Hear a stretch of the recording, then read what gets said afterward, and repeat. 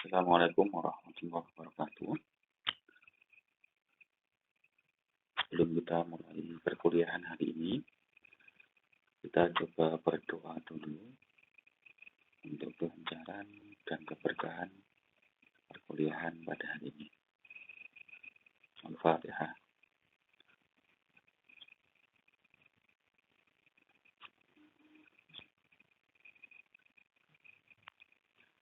Baik, jadi kita pada pertemuan kedua ini masuk pada materi konsep pembelajaran berbasis IT, di mana minggu kemarin sudah saya paparkan beberapa hal tentang apa yang akan kita pelajari selama 1 semester ke depan.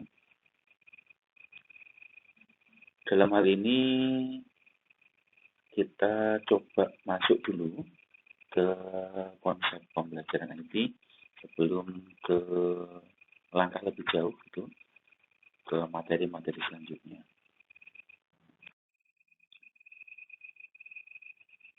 Untuk pengantarnya,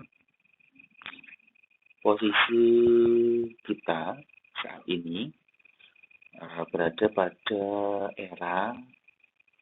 antara era revolusi industri 4.0 dan era society 5.0. Maksudnya apa? Bahwa kita diminta untuk beradaptasi, diminta untuk menyesuaikan diri terhadap perubahan pola belajar. Pola belajar pada saat ini lebih ke pemanfaatan. Kalau paling rendahnya pemanfaatan. Kalau mungkin tingkatan lebih tinggi lagi itu desain, dan lebih tinggi lagi itu membuat suatu teknologi menjadi hal yang penting sebenarnya dalam dunia pendidikan pada saat ini. Maka dari itu PAI atau Prodi PAI khususnya perlu beradaptasi agar pembelajaran yang nantinya disampaikan oleh teman-teman sebagai seorang guru itu menjadi lebih relevan dengan generasi yang ada pada saat ini atau bisa dikategorikan generasi digital seperti itu. Kita masuk ke definisi pembelajaran berbasis IT.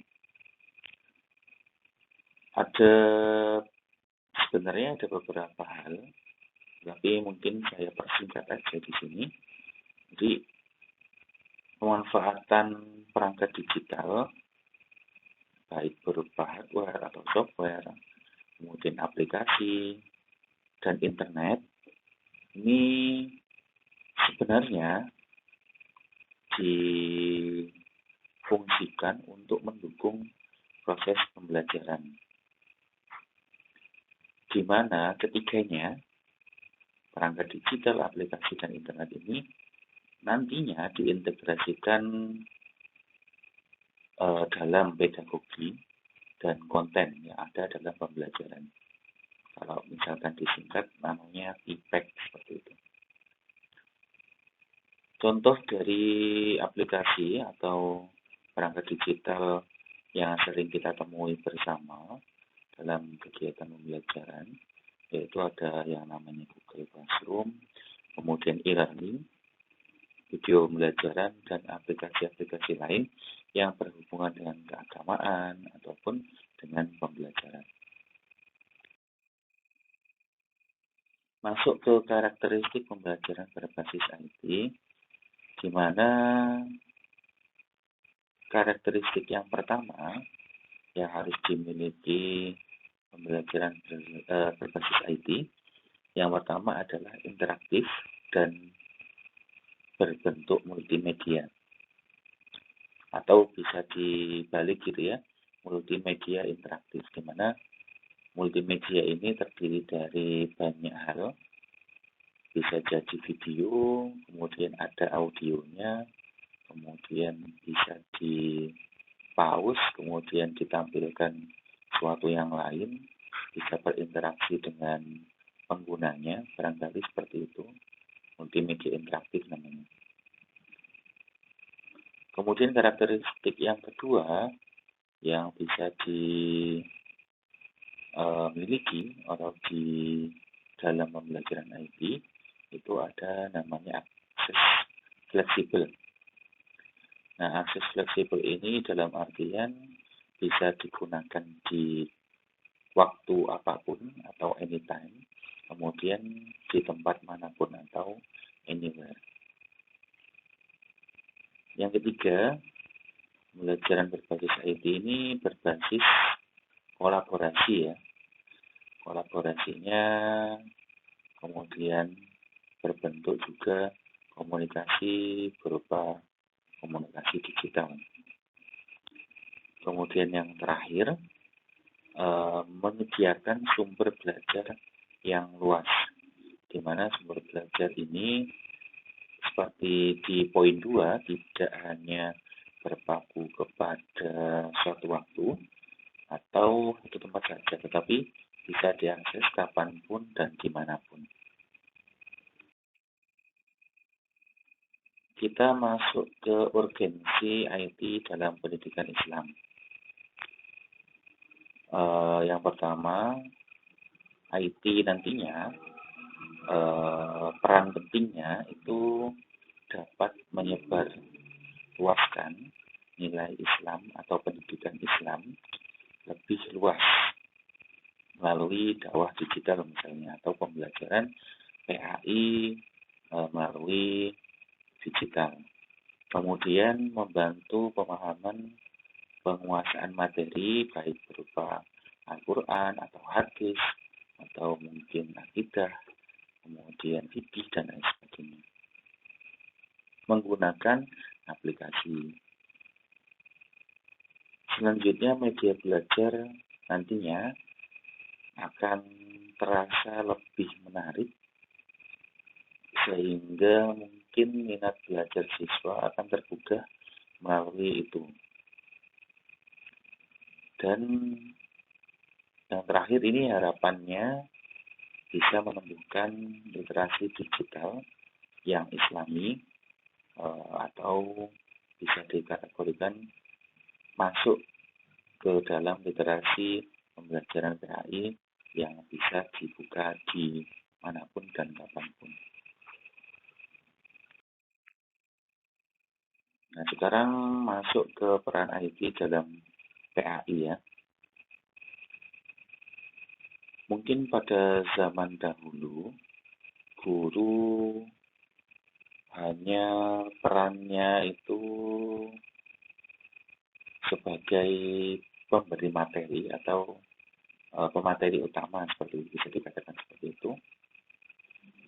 Mungkin sekarang perannya justru bergeser ke fasilitator, dan ketika berhubungan dengan dunia digital atau berkenaan dengan pembelajaran IT, mungkin ditambah satu lagi yaitu desainer pembelajaran digital, di mana guru juga akan merancang, kalau yang lebih expert itu merancang. Kalau misalkan di tahapan awal biasanya merancang pemanfaatan media digital gitu ya. Lalu tahap selanjutnya merancang pembuatan atau pengembangan media pembelajaran digital. Selain fasilitator tadi, kemudian mahasiswa atau siswa nantinya ikut berpartisipasi, pembelajarannya menjadi lebih aktif, dan nantinya ada mungkin bakat-bakat yang muncul menjadi konten-konten kreator pembelajaran dan dakwah Islami seperti itu. Terakhir, IT atau teknologi informasi menjadi jembatan antara pengetahuan keagamaan, dalam hal ini PAI, dengan dunia modern, atau bisa dibalik, dunia modern nantinya bisa menjadi wadah sebagai jembatan ilmu agama nantinya bisa tersebar luas di dunia ini. Contoh kecil dari implementasi IT dalam PAI, yang pertama ada aplikasi berbentuk Google Classroom. Ini fungsinya untuk penugasan dan diskusi. Kemudian ada Quizizz atau Kahoot, ini untuk evaluasi pembelajaran. Ini berbentuk multimedia.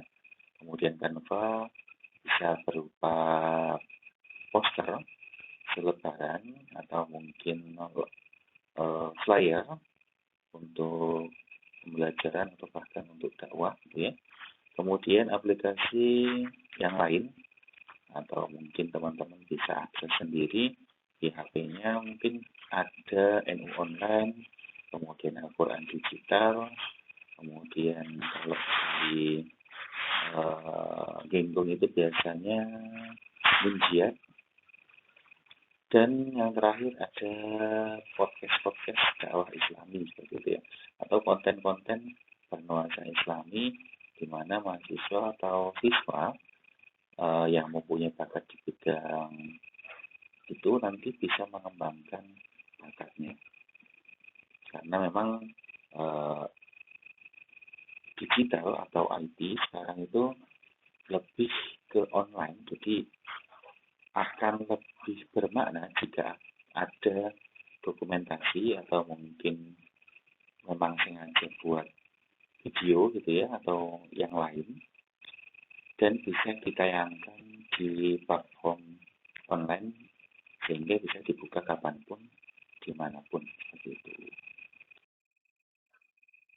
Kemudian manfaat pembelajaran berbasis IT di sini ada 4.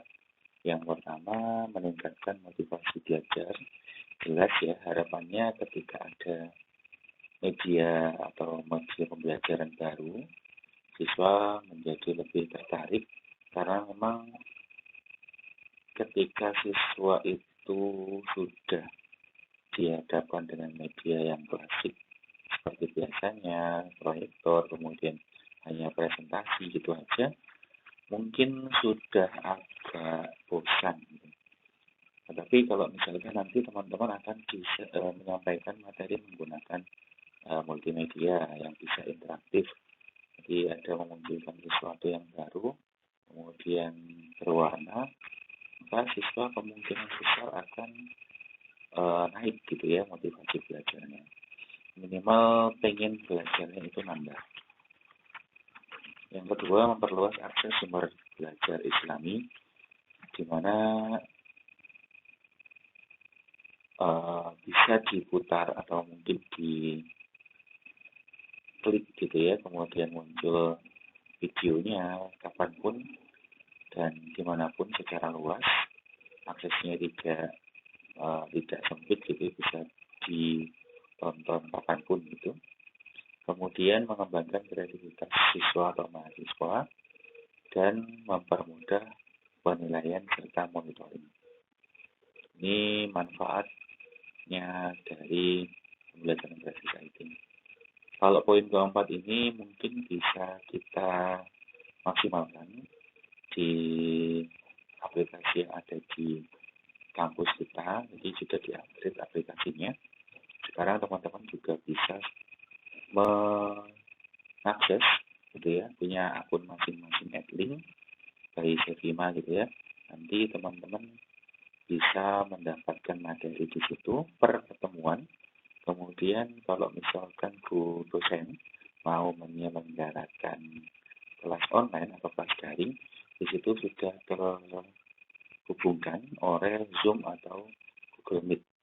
Hanya saja mungkin Zoom atau Google Meet-nya ini masih terbatas waktunya karena belum memiliki akun yang berbayar, jadi mungkin masih terbatas waktunya, tidak bisa lifetime, tidak bisa seharian barangkali. Kemudian di situ juga nanti teman-teman bisa melihat materi, kemudian mengumpulkan tugas, serta teman-teman juga bisa live langsung ketika dosen sudah melakukan penilaian dan dimasukkan ke Edlink, maka teman-teman juga bisa mengecek nilainya sudah keluar atau belum. Di penugasan itu nanti sudah terekam. Dan mungkin bahkan nanti sistem penilaiannya akan berubah. Jadi biasanya ada penugasan yang di kampus itu berupa tulis tangan, kemudian membuat makalah, barangkali nanti ke depannya nanti akan terfasilitasi dengan adanya Edlink. Sampai nanti akan terakumulasi dari semua tugas yang teman-teman kumpulkan menjadi nilai tugas yang nantinya sebagai poin penilaian pada saat selesai UAS gitu ya, ujian akhir semester. Nah, sekarang kita bahas tentang tantangan dan solusi di mana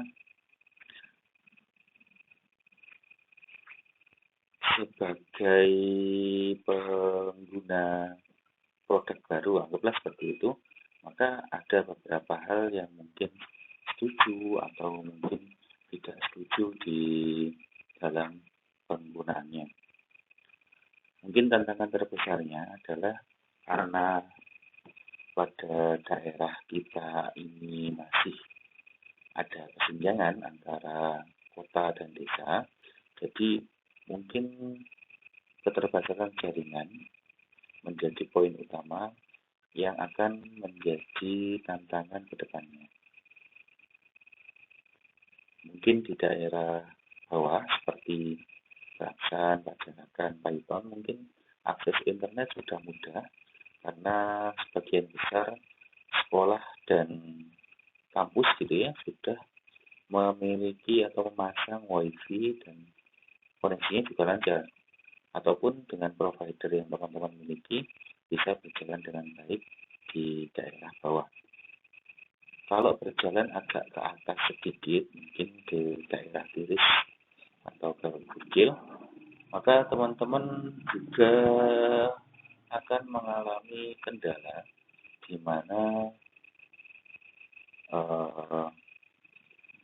sinyal atau jaringan itu belum begitu merata ya, masih banyak tempat yang hanya ada beberapa jaringan saja yang bisa connect. Kemudian kedua ada literasi digital yang rendah, di mana mereka masih berpedoman di daerah pedesaan itu hanya pada buku cetak gitu ya. Nah, kemudian yang terakhir ada tantangannya resiko penyalahgunaan perangkat gitu ya, baik itu bisa karena kecenderungan karena seringnya pemakaian, maka ada beberapa hal yang nantinya menjadi risiko di situ.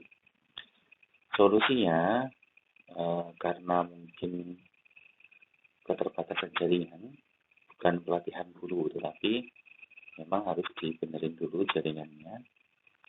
Pihak sekolah mungkin berupaya untuk memfasilitasi itu, atau pemerintah daerah barangkali harus turun tangan agar pemerataan jaringan internet di semua daerah di Probolinggo misalkan itu harus rata. Kemudian filter gitu ya, filter dari penggunaan gadget atau penggunaan ponsel, baik itu dari perangkatnya sendiri ataupun filter dari orang tua masih bisa digunakan di situ. Dan terakhir solusinya adalah etika bermedia, di mana memang sekarang sudah banyak media sosial, kemudian konten-konten orang juga sudah menyebarluas, jadi harapannya bijak bermedia sosial seperti itu. Sebagai penutup, ini ada beberapa hal yang ingin saya sampaikan. Yang pertama, IT bukan sekedar alat ya, tapi media penyampaian materi, atau mungkin lebih tepatnya nanti ke depannya adalah dakwah dan pendidikan. Kemudian pembelajaran berbasis IT ini menjadikan pendidikan agama Islam atau PAI itu nantinya akan lebih relevan, kreatif, dan bermakna di siswa gitu ya. Dan yang terakhir, ini yang paling diwanti-wanti ya, teknologi itu adalah sarana. Pendidikannya atau Islamnya itu adalah tujuan. Jadi jangan dibalik, ketika teknologinya sudah maju, teman-teman malah meninggalkan isinya. Tetapi seharusnya isinya itu lebih penting karena memang teknologi ini sebagai sarana saja. Paling terakhir di sini ada beberapa paradigma atau sudut pandang atau pendapat gitu ya, atau masalah yang populer di pembelajaran IT. Ada 4. Yang pertama, apakah pembelajaran berbasis IT membuat mahasiswa lebih aktif atau justru pasif? Yang kedua, bagaimana cara guru PAI menjaga nilai-nilai Islami di tengah derasnya arus konten digital? Yang ketiga, apakah ketergantungan pada IT melemahkan kemampuan belajar manual gitu ya, membaca kitab atau mungkin hafalan Al-Qur'annya? Dan yang terakhir, sejauh mana teknologi dapat menggantikan peran guru dalam pembelajaran? Nah, ini teman-teman cukup pilih salah satu saja untuk diberikan argumennya. Kemudian nanti teman-teman kirim tugasnya ini, boleh difoto, boleh ditulis tangan ya, kemudian difoto, atau mungkin diketik menggunakan Word gitu, atau mungkin diketik di HP, kemudian di screenshot, terserah.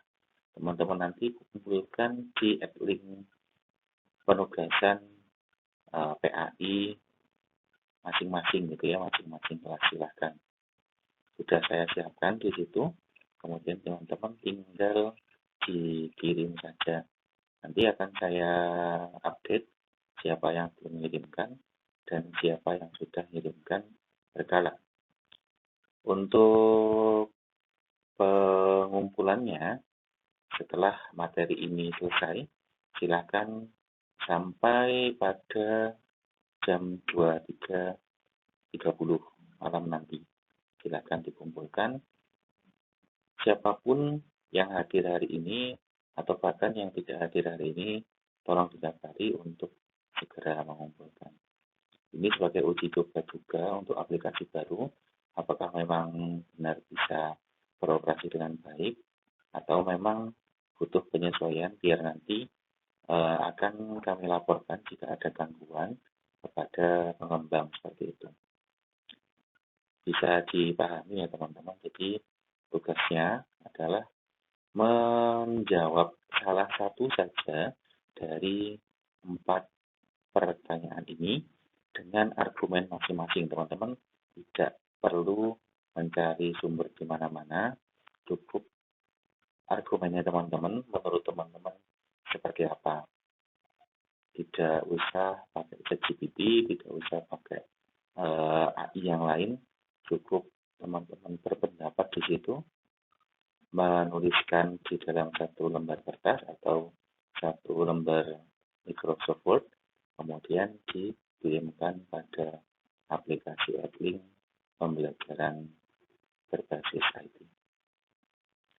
Itu saja mungkin yang bisa saya sampaikan. Silakan dikerjakan tugasnya. Kemudian kalau misalkan ada diskusi atau pertanyaan, di Edlink sebenarnya sudah ada kolom komentar. Silahkan bertanya di situ, silahkan. Atau mungkin nanti kalau misalkan teman-temannya nanti mau menjawab, juga silahkan. Nanti keaktifan yang ada di situ akan tercatat langsung otomatis di menu SES gitu ya, menu engagement-nya. Jadi penilaiannya akan keluar otomatis. Jadi bisa saya cek di situ. Itu saja mungkin yang bisa saya sampaikan, kurang lebihnya mohon maaf. Wassalamualaikum warahmatullahi wabarakatuh.